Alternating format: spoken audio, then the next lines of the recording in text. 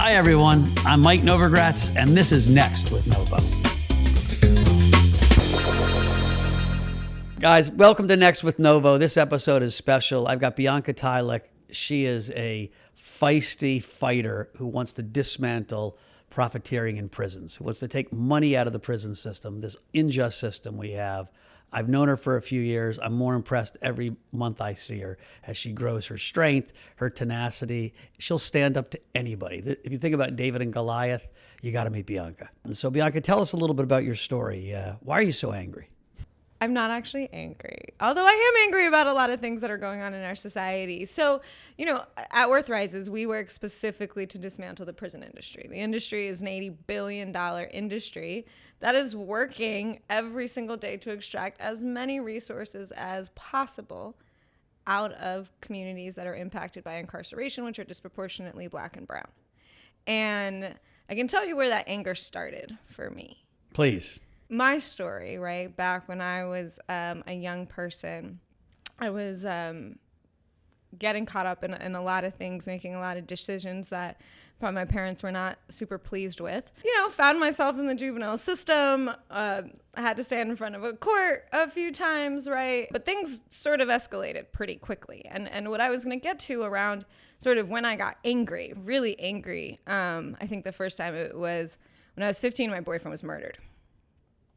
And that's a lot. That's a lot. It's a lot for a young person, right? To sit through. And I remember that moment and that time and that suffering. And what happened that week was there was an article written in our local paper. And the article was about his murder and who he was and all these things. And when I first started reading it, the headline was something to the effect of "Shrine Erected for Slain Man." And I was like, okay, well, this is interesting. I start reading, and the last line of the article read, "At least he died in a pool of his favorite color." Yeah. I was angry. Like, I was 15 and I was angry, and I didn't know what to do or what to say. I didn't know why. I just knew there was something wrong, that like our lives weren't somebody else's creative writing project. And so how did you harness that? You went to college, you went to law school. The thing that I really benefited from is always doing really well in school. And so, coming out of that, I still managed to kind of get myself together in a really important and powerful way. And I ended up going to Columbia for undergrad. And I will say that transition was also hard. I remember friends from my community coming to visit me at Columbia and that being a real culture clash. Some real moments of tense conversations. I mean, to the extent that like there were actually classmates of mine at Columbia, like I didn't talk to people. People didn't talk to me, actually, I should say, because they were scared of me. They were scared of what I brought to campus. And that was frustrating. It was a thing I had to sort of figure out, like, how do I navigate this world and, my community where I come from and help them understand each other. And so that was, interesting. But through college, ended up coming out and strangely going to finance. Let me flip back before we go forward with the transition of finance. I'm still thinking you're 15 years old and your boyfriend gets murdered and it's just trauma. Like, it's just trauma. You're in the traumatic. How did you process? How did you get through that? Or when did you get through that? I don't know that you ever get through it. Right. To this day, I have a 3 by 4 foot painting on my wall in my living room. Right. The biggest piece of art I have in my house is about his murder. And it's been 17, 18, 19 years since then. So I don't think there's a moment you forget a tragedy like that. I still think it's a thing I think about very often. And when I say very often, I would say, daily, every other day. Like, right. It's a very regular thing. And so I will say this about what it was like when I was young.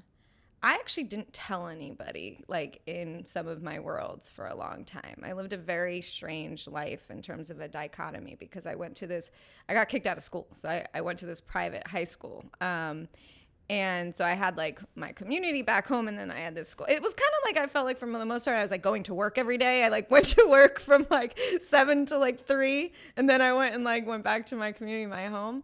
And so I just didn't tell anybody for a really long time. And my reality, I didn't tell my best friend in like high school, anything. I just felt like I needed to be comfortable telling the story without fully breaking down.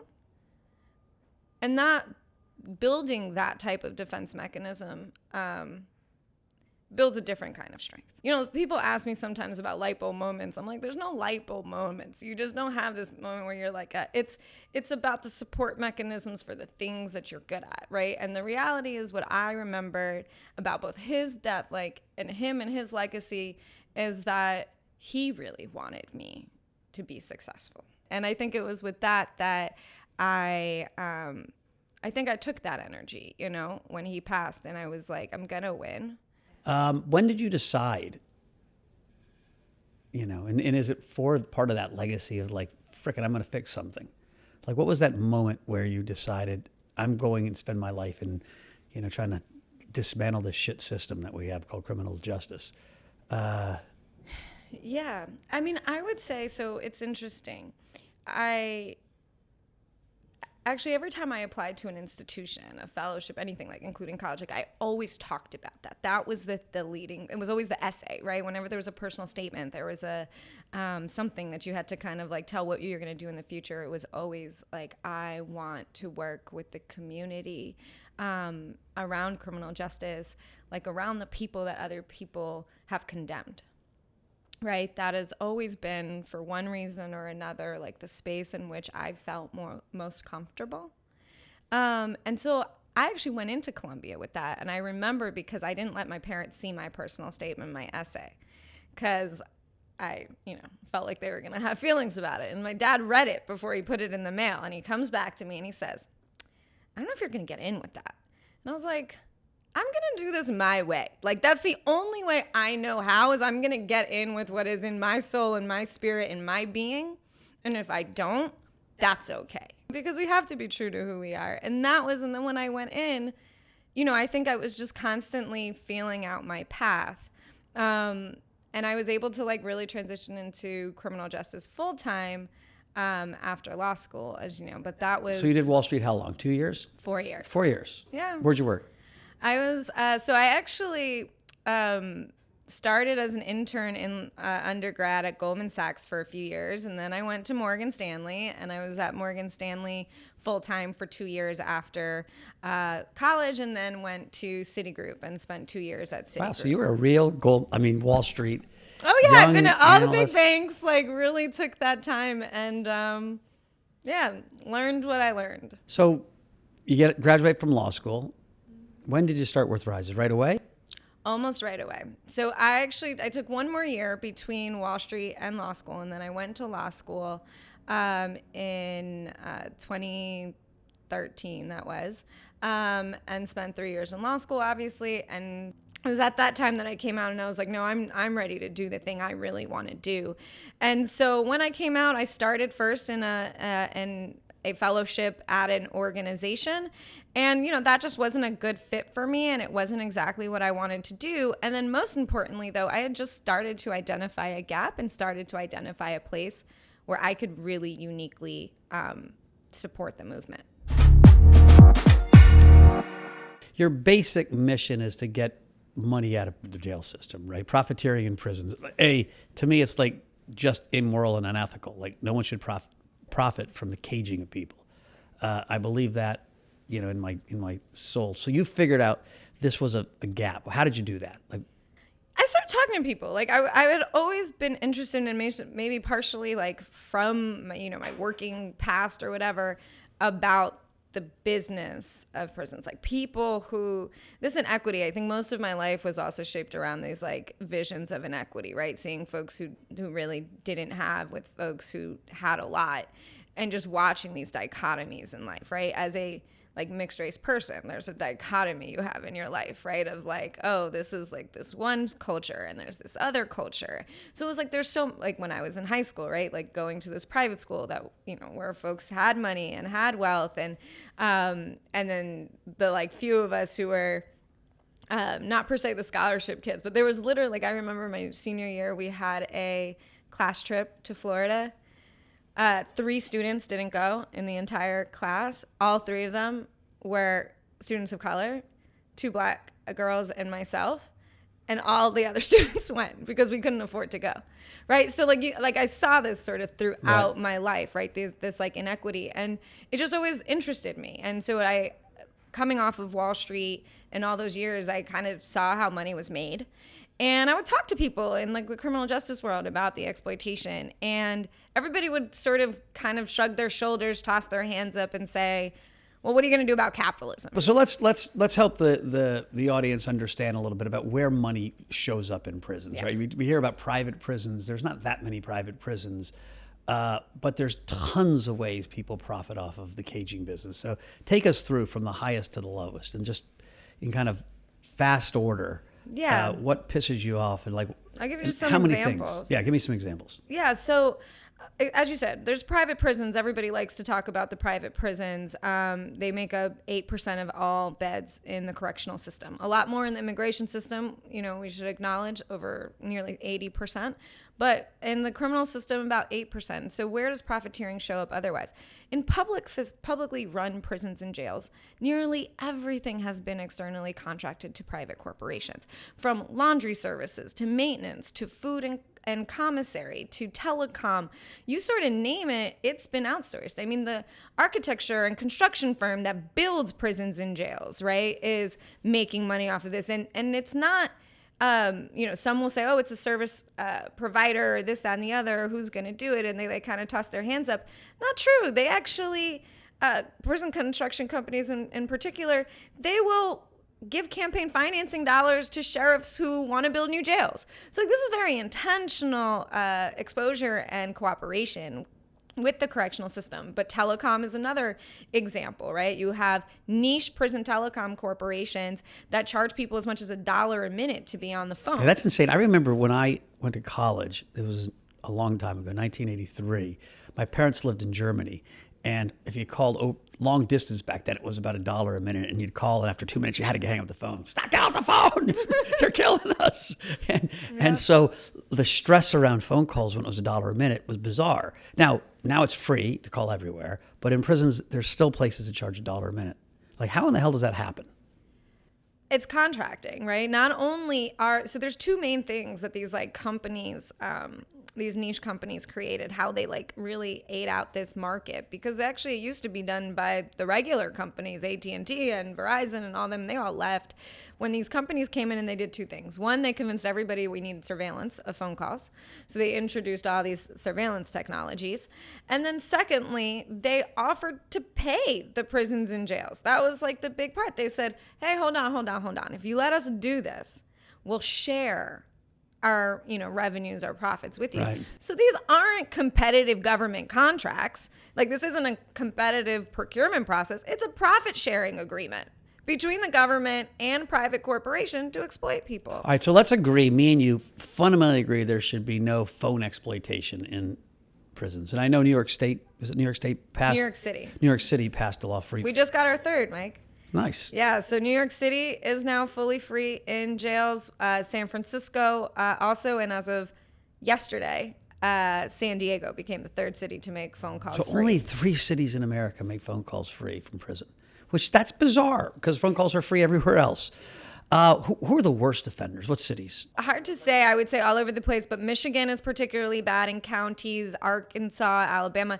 The thing that people should know, right, is that the actual most exploitation, the worst rates charged, are in jails, are in county jails. And I know you've had folks on, your show before talking about bail, right? Like, who's sitting in a county jail? People who are awaiting trial, people who are not yet convicted, people who don't have money to bail out, but instead we're going to charge them $15 for a phone call, but they can't afford $150 to get out of prison.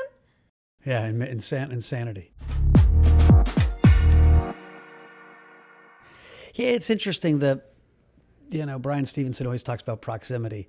Most middle class to wealthy people have zero proximity to the criminal justice system. I shouldn't say middle class. Most wealthy people have zero proximity to it. at least where I grew up in the middle class, we had very little proximity to it. And so you just don't understand. And in the first few times you're exposed, you're like, oh shit, what the heck, And it really does change you. There's something we have to do in our country to get people proximity. If it's in media, movies, and trips, schools should, somehow people have to understand how horrific the system is. And they don't. There's in New York City, right? We've got the richest city in the world. And there are horrific pockets of, criminal injustice. And most people naively, and not because they're bad people, just have no exposure. 100%. And it's also have no understanding of the system. Like I tell people all the time, it's crazy that our prisons are so opaque. Like you can't just walk into one. No, you can't get in. Even our elected officials sometimes can't walk into one. So it's like, what are you keeping so secret and so hidden and so, away from the rest of us? I mean, I hit on this topic. It's bizarrely difficult to get in. Bizarrely difficult. We went in together. Yes. And even that, actually we went through some hurdles that time. We were trying to organize that trip because we wanted people to have that proximity, exactly what you're talking about. And it was made incredibly difficult. And I think the one thing that I'll share that people may not know about me is that I actually, during law school, wanted that proximity in a really important way. And so I actually worked for 3 different departments of correction. Interesting. So I have a really exciting campaign that we're going to be launching soon. And that I'm just so honored to be able to lead this campaign. I was just invited to join the core team of the Abolish Slavery National Network. It's a network that was built in the last year of organizers and folks who have been leading on the fight to end the exception in the 13th Amendment that allows for slavery as punishment for a crime. And stop right there. Let's stop right there and let's rewind. So explain that we have an amendment, we have a section in the 13th Amendment that allows for slavery to be punishment for a crime. That exists in 2021 is just incomprehensible. It's completely incomprehensible. In fact, I was talking to my dad last night because we did a show last night, and he learned that yesterday, and he's got me as a daughter, and you're so is that going down opacity. to the prisons in Louisiana, and you're working on the chain gang? I mean, is this what we're talking about? I mean, we're talking about people picking cotton in 2021 for free, and under force of under threat of solitary confinement. We are talking about states building entire wealth off of incarcerated labor. This is what people don't know about this system. This is why you can't walk into Angola. You can't walk into these facilities because if you do, you'd see this. And, it's why journalists are essentially just camping out next to prisons so that they can see the trucks that are going in and out. And so campaign to basically end free labor in prisons. Right. So this campaign, so I joined, as I mentioned, ASNN as invited to be the lead organizer for the federal campaign. What's exciting about this network is that it is comprised of organizers who have won this already now in a few states. So not only is this in the U.S. Constitution, but because of the way in which the U.S. Constitution and laws are ratified from the federal system to the state system, this is also in every state constitution. Okay? And so in the last 3 years, there's been an incredible swell of work happening to change these state constitutions. And 3 states have won in the last 3 years. Colorado, Nebraska, and Utah have all eliminated this exception from their state constitutions. And what's so exciting about that is that those are 2 red states and a purple state. Yeah, that's awesome. Those are Republican legislatures. So what people need to know, like the listeners should know, is that, the criminal justice system isn't monolithic. It is a patchwork of lots of grassroots organizations. There's some big organizations, but there are a ton of faith-based groups, grassroots groups, local organizing groups that together collaborate, at times collaborate, and sometimes compete. There's some messiness sometimes. To try to push the ball up the hill and over the hill. And it's awesome to hear that you're having some success. I think it's an exciting campaign, and I will just say it's the big thing for, in the federal space will be to literally introduce. I mean, I think I would just say every time I've been saying this in the last week, it feels so audacious, but to say that we're going to introduce the 28th Amendment to the U.S. awesome. Constitution. I'm going to get a 28th logo here. If we had Merrick Garland right there and Joe Biden, number one, number two, in reverse order, who both are, Garland's at least a centrist, Biden is center left. What would you say to him? It's a great question. We've been asking in our space, we need to 100% uproot out, completely shut down the industry and economy that has been built around incarcerating people. We need to figure out a way, and what we're driving for is to literally shut down this industry and shift an economy so that jobs are not dependent on people being in prison. I read an article today. It was about food. And there was this, it's a New York Times op-ed, and it was, the food in prisons is terrible. It was talking about how... Oh, yes, yeah. Yeah. I saw that. Horrible. Right. Okay, but listen, there was a commentary in there about farming and how people inside are doing farming so that they can provide better food for folks in the facility. And then there was a comment by it seemed like maybe a trade association or something like representing farmers, and they were like, because of COVID, institutional procurement around schools and other things of that sort has gone down for farmers. And so they're looking to correctional institutions to save the day. And I was like, this is what's wrong with reform. The notion that we're going to save farmers because correctional institutions don't go down. Why is it so goddamn hard? It's amazing how hard it is to change these rigid systems. I think if you polled America, certainly the majority would say, okay, we should change this. And maybe that wasn't always the case, but I think certainly post-George Floyd, it's become the case. But change happens so goddamn slow. It's really hard. I mean, Mike, I would say on the telecom issue, really simple. We actually polled. And we found that in every single jurisdiction, no matter what the demographics were, we had over 50% support from the public to make phone calls free. And yet it's we go into every state capital and have to battle out this fight. And it's sheriffs fighting. And it's, it's all of this. And so it's vested interest just digging in. It's the vested interest there. And so that's our job. At Worth Rises, we are one piece of the puzzle, right? And our piece is we want to remove that vested financial interest. When I talk about the work we do, and not just the work we do, but the issue that we're trying to solve, right? The issue is much bigger than the work. It's a gigantic issue. Exactly. When we talk about this issue, I tell you most people's brains just hurt by the time they're done with the conversation, right? It's just Jesus, what? Yeah, Cheetos. How much do Cheetos cost in a normal prison? I mean, they could be $3, they could be $8. Think about that, $3 for a goddamn bag of Cheetos. Yeah. They're not even good for you. Not even that. I was talking to somebody on death row in Arkansas who said that a bag of Skittles was $8. A bag of Skittles. Yeah. We're taking the poorest people.